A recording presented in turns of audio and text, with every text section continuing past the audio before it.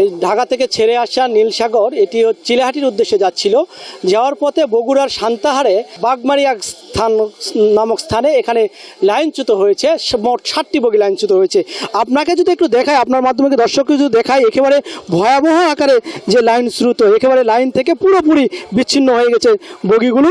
এতে করে এই যে দুর্ঘটনা ঘটেছে এটি বলা যেতে পারে এটি আসলে দীর্ঘদিন বা সময় লাগতে পারে, দীর্ঘক্ষণ সময় লাগতে পারে, এটি সংশোধনে দীর্ঘক্ষণ সময় লাগতে পারে।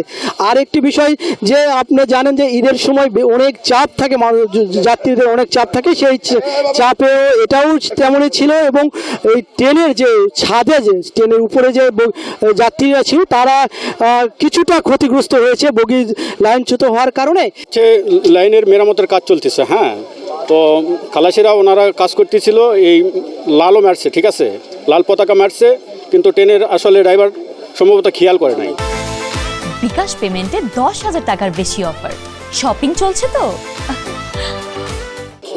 এটা খেয়াল না করার কারণে ট্রেনের স্পিডটা একটু বেশি ছিল, বাট যখন দেখছে লাল তখন হাইড্রোলিক মারছে, হাইড্রোলিক মারার কারণে ট্রেনটা লাইন থেকে একবারে নিচে চলে গেছে।